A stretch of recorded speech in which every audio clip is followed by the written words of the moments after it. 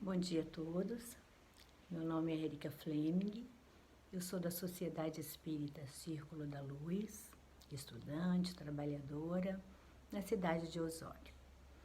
Em primeiro lugar, gostaria de agradecer a oportunidade que a Sociedade Espírita Boa Nova me deu para que estivéssemos hoje aqui refletindo sobre os ensinamentos do nosso Mestre Jesus através do Evangelho segundo o Espiritismo.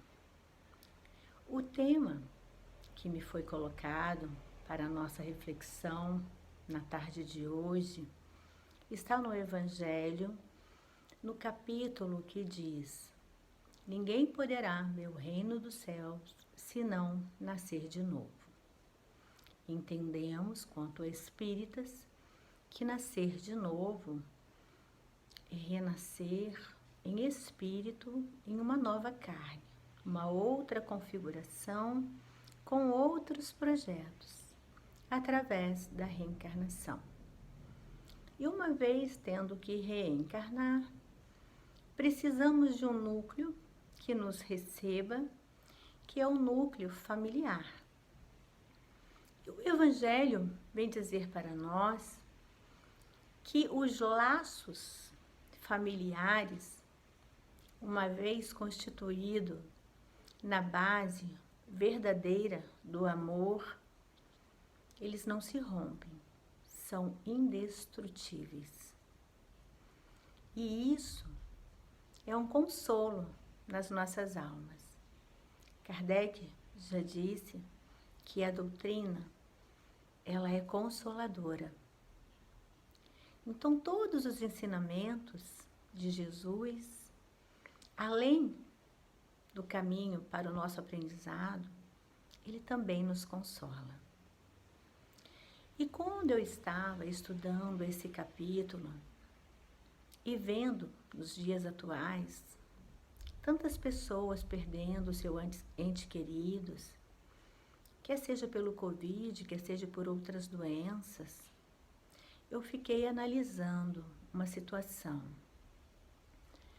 Os nossos irmãos que não professam de nenhuma crença, ou se professam e essa crença não acredita na sobrevivência do espírito, ou seja, o espírito ser imortal, quando eles perdem um ente querido, eu percebo que a dor é muito grande.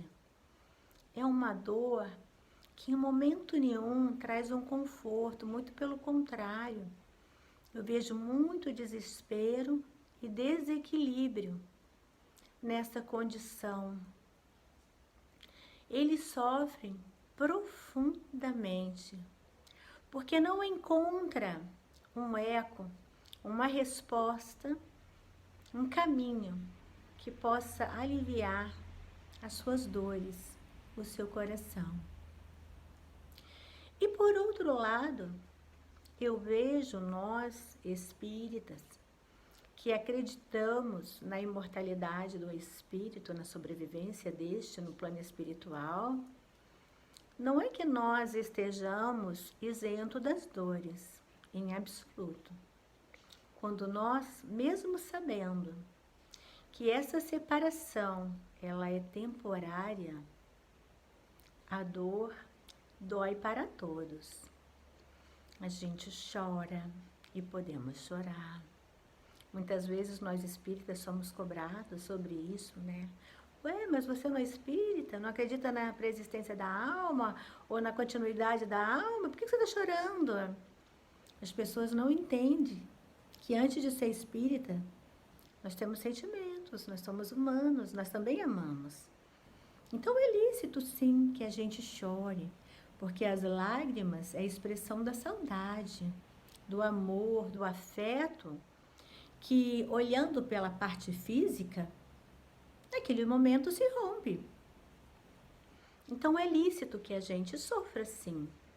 A diferença entre uma família e outra, eu sempre brinco, é que o espírita, com o espiritismo bem entendido no seu coração, ele sofre com educação. Eu sempre brinco que a gente sofre com educação.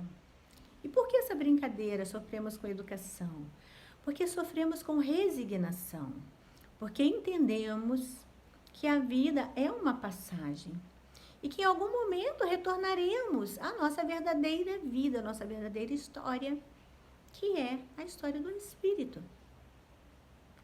Então isso traz um conforto, um alento, para que a gente dê conta de uma forma sadia desse espaço de tempo que ainda demora para que a gente possa encontrar os amados dos nossos corações.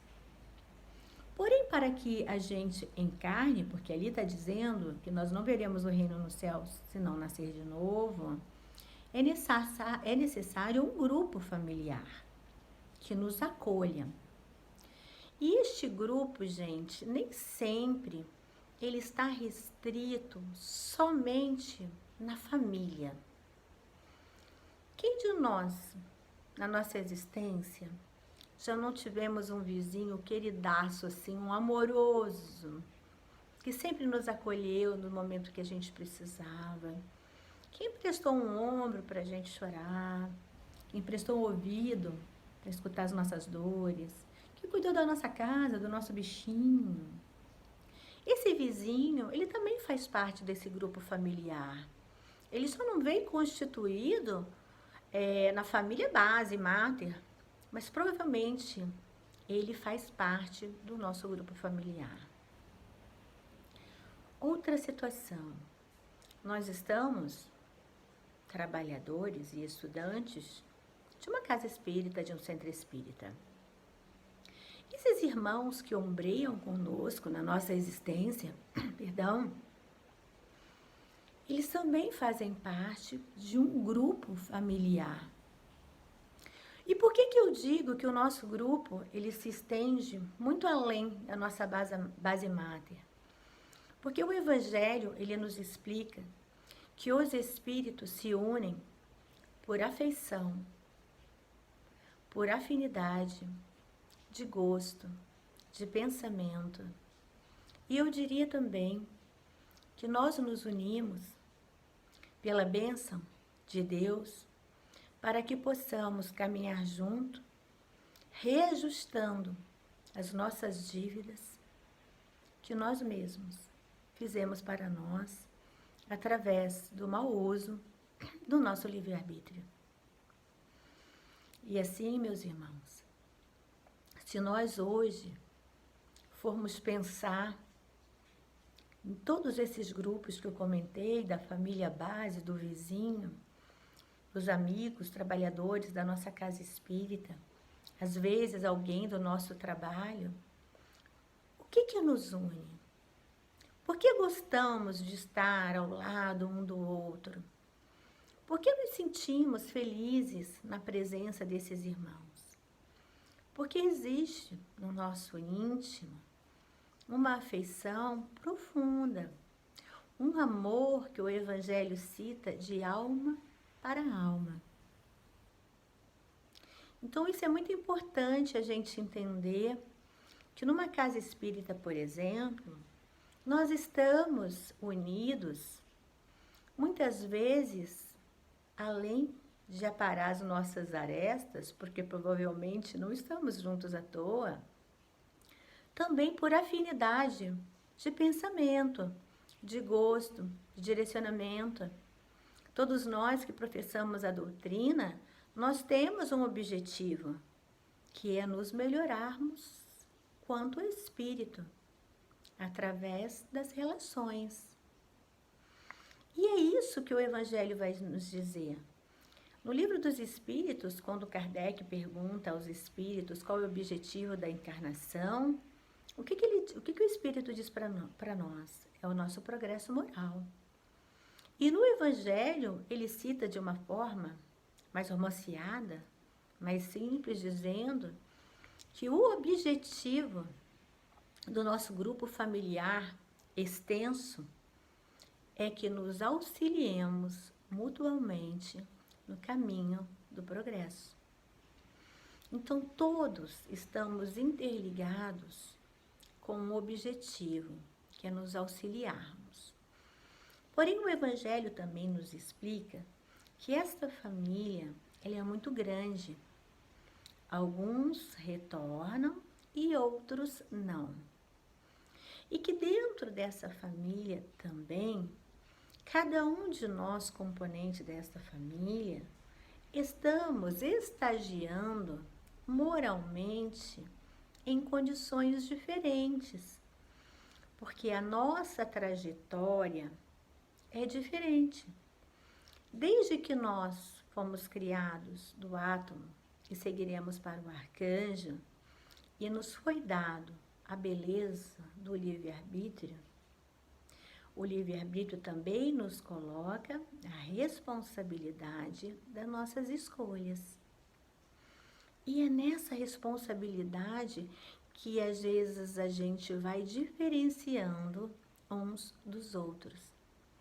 Então, dentro deste núcleo espiritual familiar, existem aqueles que estão mais evoluídos e que não necessariamente encarnam, porém, pelo seu amor profundo por nós e pelo desejo deles de que nós saiamos desse projeto reencarnatório melhores do que aqui chegamos, eles nos ajudam, eles nos inspiram, nos fortalecem. Quando dormimos, nos encontramos. Ali é feito um bate-papo, onde ele diz, olha, assim não tá bom, quem sabe de outra forma. Observa as tuas atitudes, seu pensamento. E assim, nessa conexão espiritual profunda ligada ao amor, eles vão nos orientando na jornada terrestre. E, inclusive, até mesmo encarnados, se nós observarmos os nossos núcleos, a gente vai perceber que um está se esforçando, às vezes um pouquinho mais que o outro, e eles nos ajudam também. Muitas vezes, nos convidando para ir à casa espírita, para conhecer a doutrina, às vezes levando no atendimento fraterno, ou seja, o processo, meus irmãos, é sempre de ajuda mútua, quando no coração espiritual de cada um de nós reina verdadeiramente o amor. Mas, Érica, é sempre assim? Toda família é unida pelo amor? Não, nem sempre. Porque quando o Evangelho nos diz que o nosso objetivo é nos ajudarmos mutuamente, do que ele está falando? Ele está falando do desenvolvimento das nossas virtudes. Quais seriam elas? Tolerância, paciência, respeito, empatia, caridade e perdão. Então, quando nós observamos que dentro da nossa família algum espírito não está totalmente ligado por esse amor de alma a alma que nós estamos falando, observemos. Foi perguntado aos espíritos o porquê que Deus, na sua sabedoria, na sua bondade, na sua justiça, permitisse que irmãos que não está dentro desse núcleo de amorosidade viesse a reencarnar nas nossas famílias. Então, nós podemos fazer uma reflexão em vários sentidos. Primeiro, existem duas situações. Primeiro, quando Deus, na sua bondade perfeita, olha para um irmão perdido nas sombras, com a dificuldade de se deixar tocar pelo amor do Cristo, pelo amor de verdade, caminha nas sombras e na escuridão. E Deus, como um Pai maravilhoso, oferece a ele a oportunidade da encarnação e chama um casal que porventura tenha um lar mais estruturado, com base, uma moral mais elevada, para receber este irmão que necessita deste lar, desta condição, para ter a chance de se melhorar. E às vezes é um espírito que não está ligado à nossa família espiritual. E nós assumimos na espiritualidade o recebimento desse espírito endividado com a missão de ajudá-lo a se transformar. Às vezes esse espírito vem e consegue aproveitar aquele lar e a sua estrutura familiar. E assim consegue sair daquele processo tão obscuro, causado pelo afastamento da lei e pelo mau uso do livre-arbítrio. Então ele passa por essa existência nessa família amorosa, conseguindo galgar um grau de entendimento e amorosidade, saindo dali melhor do que ele chegou. Essa é uma reflexão. Mas vocês poderiam me dizer, eu conheço uma família que dá de todo o amor por um filho, que faz tudo o que ele pode, e no entanto ele não aceita, continua na sua trajetória, no desequilíbrio, nas suas fraquezas, buscando caminhos mais tortuosos e porventura mais sofridos. Aí, minha gente, quando nós desencarnamos, nós temos que dar conta das nossas atitudes. Provavelmente, ao desencarnar, será perguntado a esse nosso irmão: o que fizeste da oportunidade que eu te confiei? Os pais provavelmente vão responder: fizemos tudo o que foi possível. E aí existe a fala de Jesus, né? Então, passai à direita do meu reino. Porém, esse espírito que desperdiçou essa oportunidade terá sim que reaver na sua condição, mais uma vez, processos dolorosos de ressarcimento das suas dívidas. Porém, nem sempre é assim.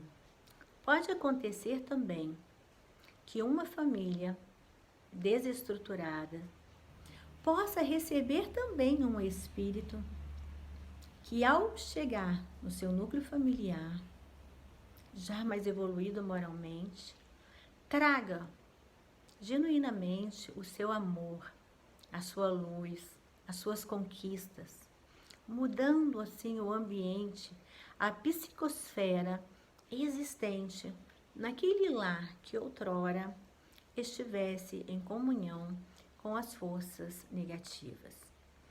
Quem de nós não reconhecemos muitas vezes quando nasce um bebezinho, quer seja um filho, um sobrinho, um neto, a alegria, a transformação, a esperança que essa criança traz, porque ela desenvolve em nós o amor, a vontade de cuidar, o afeto. Então, esta forma também pode ser utilizada por Deus para que nós possamos, mais uma vez, nos ajudarmos mutuamente. Então, a família, meus queridos, é o berço sagrado. A família é a nossa escola. É onde se processa o reajuste dos nossos equívocos passados. É onde se processa a reestruturação das nossas afetividades.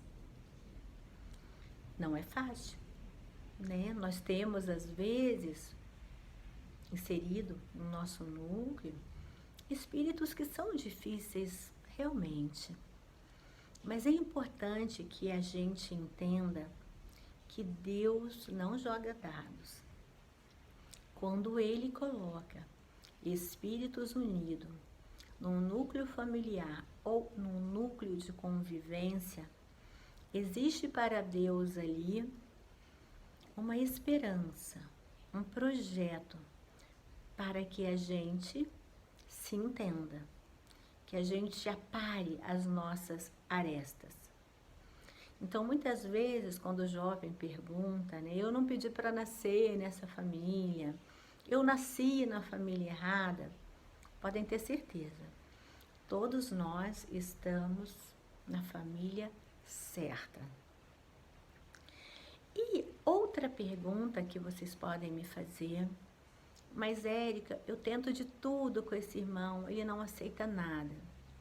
Aí eu faço uma outra reflexão. Nem sempre nós estivemos no patamar espiritualmente que nós estamos hoje. Houve algum momento que nós não conhecíamos a doutrina, que nós também não estávamos preparados para a verdade e a responsabilidade que a doutrina nos impõe nas nossas escolhas e na nossa vida. Então é muito importante que a gente respeite o livre-arbítrio dos nossos irmãos que neste momento ainda transitam na impossibilidade do entendimento, da automudança, da ressignificância do valor da sua vida e do seu projeto de vida. Então, se eu já dei de tudo e esse irmão não quer aceitar, como eu posso ajudá-lo? Através da prece. Podemos fazer prece, podemos imaginá-lo envolto nas luzes divinas das mãos do Mestre Jesus. Eu faço muito isso. Às vezes, quando chega um pedido de socorro para alguém que está numa posição muito difícil, eu leio o Evangelho, mentalizo essa pessoa com Jesus com as mãos esparramadas sobre sua mente, jorrando ali uma transfusão de amor e de energia. Isso nós podemos fazer. Nós podemos fazer o Evangelho no lar, porque aí nós trazemos os bons espíritos para dentro da nossa casa e isso influencia na psicosfera desse irmão. Nós podemos colocar o nomezinho dele nas preces e radiações. Nós podemos convidá-lo ao atendimento fraterno. Porém, é importante que a gente respeite o momento de cada um. Existe uma frase muito bonita que eu gosto, que diz que cada um só dá aquilo que tem. Aquilo que a gente não tem, a gente não pode dar. Então, que a gente saiba respeitar o momento de cada um. Às vezes a pessoa não está preparada agora, mas quiçá um pouquinho mais tarde, as pessoas já encontrem, através da nossa oração, da nossa leitura, do nosso Evangelho, da emissão do nosso amor, a gente vai fazendo com que eles fiquem mais sensíveis à nossa fala, à nossa indicação. Isso, meus amigos, é amor em movimento. Isso é estar com Jesus. Então, é muito importante que a gente valorize o nosso núcleo familiar. Em tempos de redes sociais, onde toda a família parece como uma família perfeita, eu posso garantir para vocês, isso é uma ilusão. A grama do vizinho é sempre mais verde que a minha. Nós, quanto espíritos imperfeitos, estagiando um planeta de provas e expiações, podemos ter uma família perfeita. Porque todos os núcleos, né, todos os espíritos ali comprometidos trazem as suas imperfeições, as suas enfermidades morais. Por isso estamos juntos, para vencê-las, para curá-las, através do amor. Então, vamos olhar com carinho para todos aqueles familiares, quer seja da carne, quer seja do coração, com mais entendimento, com mais empatia, com mais amor e com mais carinho.